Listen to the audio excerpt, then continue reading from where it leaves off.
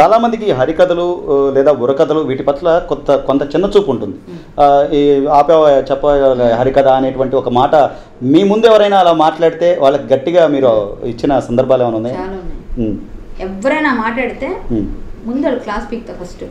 నువ్వు ఒక పని చేయి, నేను ఒకటి పాడతా, నువ్వు పాడు, లేకపోతే నీకు వచ్చింది నువ్వు చెప్పు, చిన్న వచనం చెప్పు, తడబడకుండా చిన్న రాసిస్తా, అప్పుడు నువ్వు ఆపు హరికథను, లేకపోతే ఏంట్రా హరికథ అను, ఎగతాళి చెయ్యి. నీ ఇష్టం వచ్చినట్టు మాట్లాడడానికి ఎవరు, నువ్వు ఎంత కష్టమైన ప్రక్రియ నీ దీని మీద తెలుసుకో ఫస్ట్.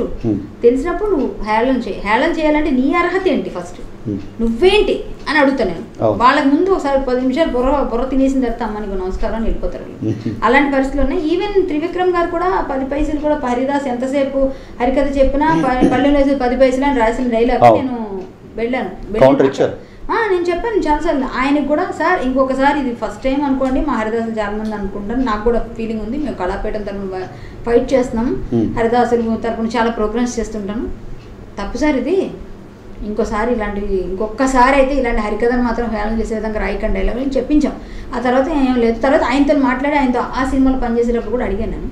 ప్లస్ ఆయన అన్నారు మీ హరికథ నేను వింటాను, పవన్ కళ్యాణ్ గారి దగ్గర చెప్పిస్తాను కూడా అని చెప్పారు ఆయన ఆ రోజు.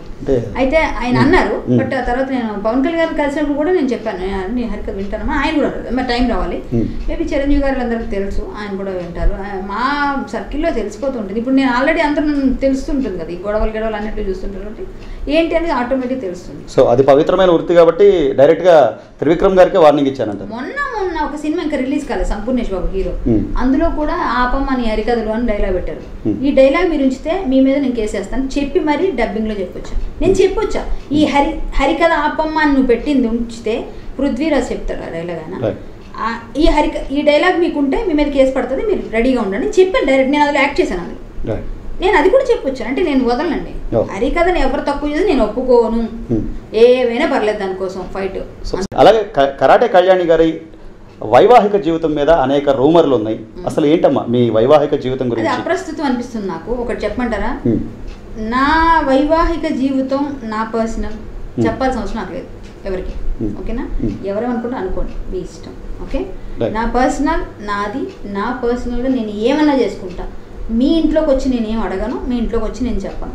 నాకు పెళ్లి ఇష్టమా చేసుకుంటా, చేసుకోను, నచ్చలేదు మా ఇద్దరికి, కుదరలేదు, ఎందుకు కుదరలేదు మీకు చెప్పి మీకు అన్ని ఏం జరిగింది అన్ని మీకు పిక్చర్ ఇవ్వలేంగా, నేను అవన్నీ చెప్పలేంగా, విడిపోతాం కలుస్తాం, అది ఇక్కడ రాత ఒకటి ఉంటుంది, అన్నీ ఇచ్చేస్తాడు ఆ భగవంతుడు.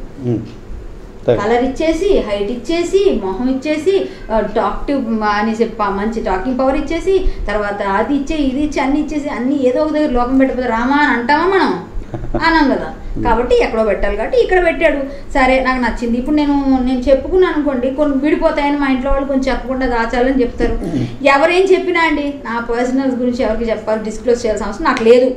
బట్ ఎవరు ఏం మాట్లాడుకున్నా దాని గురించి నాకు సంబంధం లేదు, నా పర్సనల్ గురించి మాట్లాడే హక్కు మీకు లేదు, ఇదే నా సమాధానం ఎవరికైనా.